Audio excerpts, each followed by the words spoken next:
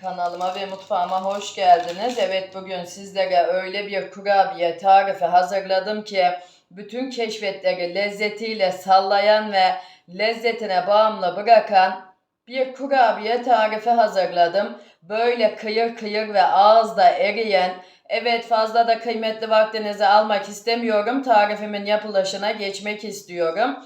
Buyurun hep birlikte bu güzel tarifimizin yapılışına geçelim. Önce yumurta akımızı ve şekerimizi köpürene kadar çırpalım. Böyle 7-8 dakika çırpacağım arkadaşlar. Çünkü bu aşaması çok önemli. Ne kadar güzel çırparsak o kadar köpürür yumurtamız ve şekerimiz.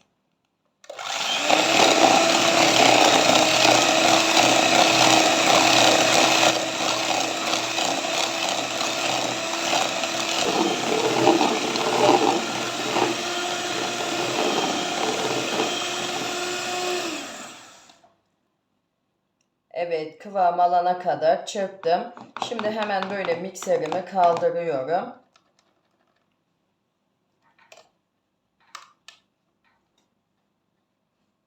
Ve hemen kıvamını göstermek istiyorum. Kıvamı bu şekilde olacak arkadaşlar. Şimdi dolabımın alt kısmına kaldıracağım ve dinlenmeye bırakacağım. Kremamız dinlenirken biz de kurabiyemizin hamurunu hazırlayalım.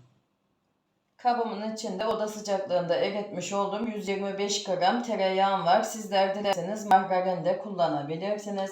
Tamamen tercihinize kalmış. Üzerine bir çay kaşığı kabartma tozu ilave ediyorum.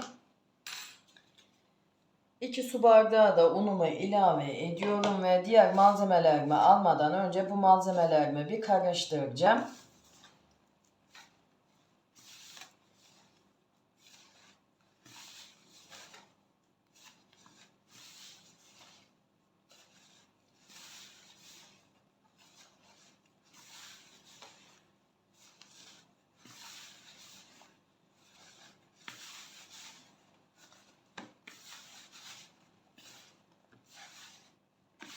Evet, tamam, yeterli, bu kadar yoğurdum. Şimdi üzerine 2 yemek kaşığı tatlı yoğurt ilave ediyorum. Yoğurdunuzun tatlı olmasına dikkat edin. Eğer ekşi olursa kurabiyemiz de ekşi olur ve yerken o tadı alırız. 2 tane de yumurtamın sarısını ilave ediyorum. Ve şimdi pürüzsüz hale gelinceye kadar yoğuracağım.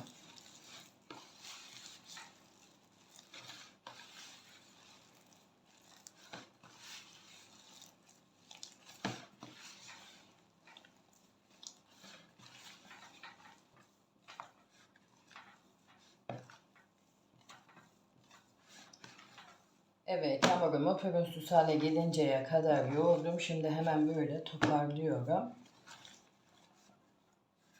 Böyle hamurumun kıvamını da göstereyim. Kurabiyemizin hamurunun kıvamı gayet yumuşak olacak arkadaşlar. Ama böyle çok akışkan da olmayacak. Tam da böyle bu kıvamda olacak. Şimdi cevizden biraz büyük parçalar bölüyorum ve avucumun içinde yuvarlayıp kenara alıyorum.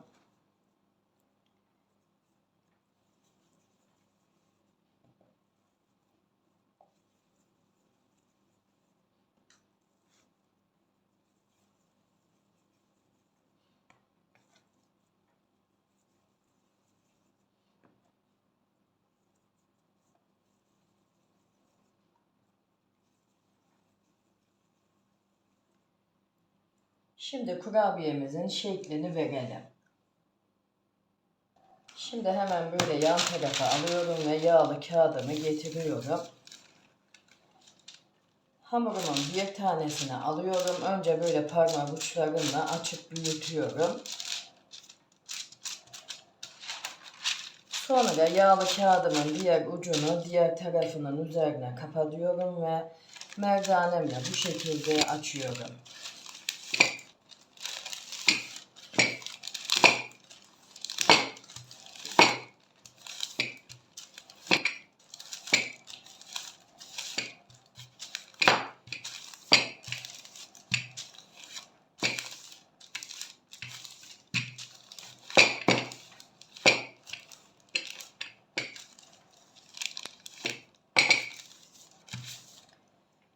kadar büyüklüğüm yeterli.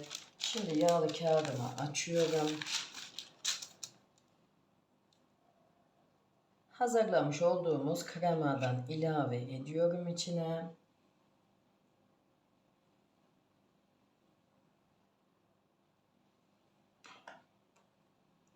Ve biraz da robottan geçirmiş olduğum cevizimden ilave ediyorum ve şeklini veriyorum.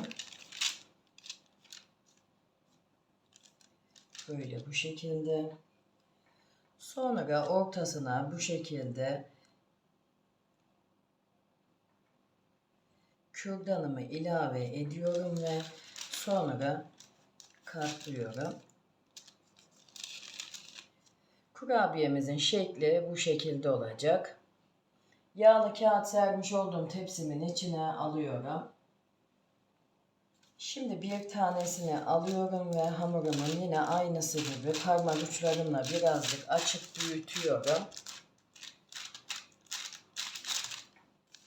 Sonra yağlı kağıdımı üzerine kapatıyorum ve açmaya başlıyorum.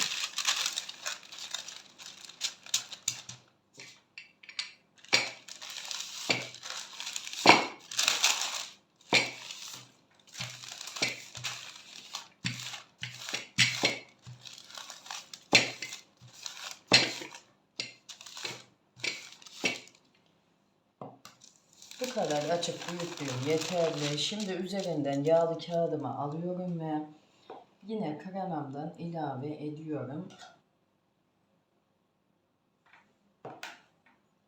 Ve üzerine yine cevizimden ilave ediyorum. Ve açmış olduğum hamurumu ikiye katlıyorum. Kürdanımla ortasına bastırıp bir çukurcuk açıyorum. Ve katlıyorum. Kurabiyemin şeklini veriyorum.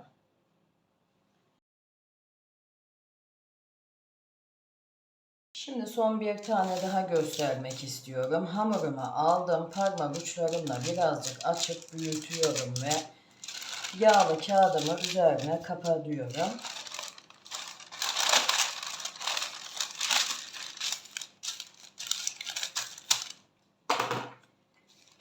Yine merdanemle açıp büyütüyorum.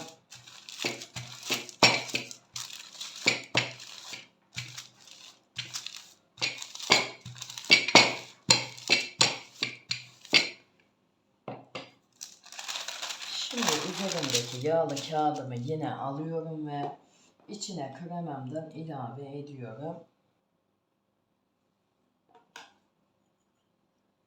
Üzerine cevizimi de ilave ediyorum ve şeklini veriyorum.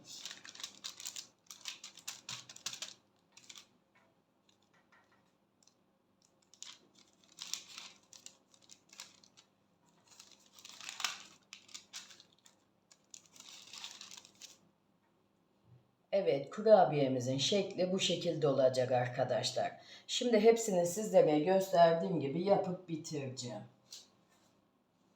Evet, hepsini sizlere gösterdiğim gibi yapıp bitirdim. Gördüğünüz gibi dolu dolu bir tepsi kurabiyem çıktı. Şimdi alt üst fan ayarlı 180 derece önceden ısıtılmış fırınıma katıp kurabiyemi yaklaşık 20-25 dakika kadar pişireceğim. Hafif üzeri pembeleşinceye kadar. Yine de sizler kontrollü pişirin. Çünkü neden derseniz fırından fırına pişirme süresinde değişiklik gösterebiliyor. Evet, kurabiyem pişti. Şimdi tamamen soğusun. Soğuduktan sonra üzerinden pudra şekerini ekleyip iç dokusunu da sizlerle paylaşacağım.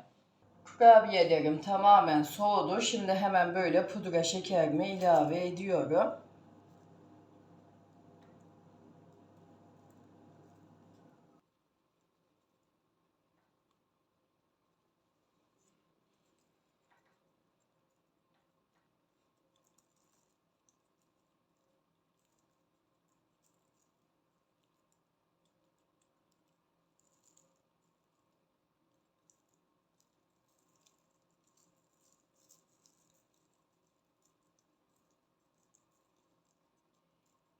Şimdi hemen iç dokusuna geçmek istiyorum.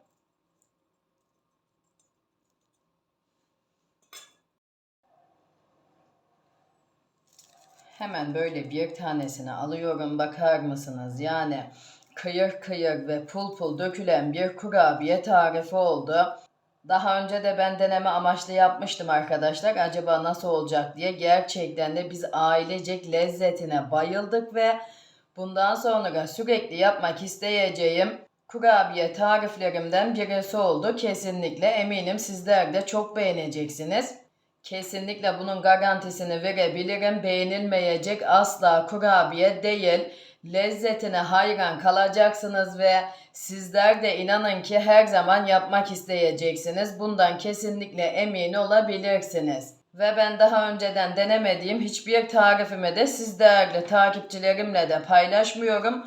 Bundan da kesinlikle emin olabilirsiniz. Hemen bir de böyle içini açıp göstermek istiyorum. Yani tek kelime bayılacaksınız. Evinizden de asla eksik etmeyeceksiniz. Bu kurabiyeyi üstüne bastıra bastıra söylüyorum.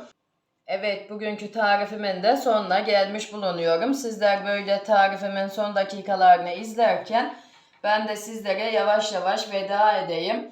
Aklınıza takılan sorularınız olursa yorumlar kısmına yazabilirsiniz. Elimden geldiği kadar hızlı cevap vermeye çalışıyorum. Ve beni buraya kadar da izlediyseniz hala kanalıma abone değilseniz bir tıkla ücretsiz bir şekilde abone olup bildirim tuşlarınızı açarsanız bundan sonraki gelecekteki bütün tariflerimden de haberdar olursunuz.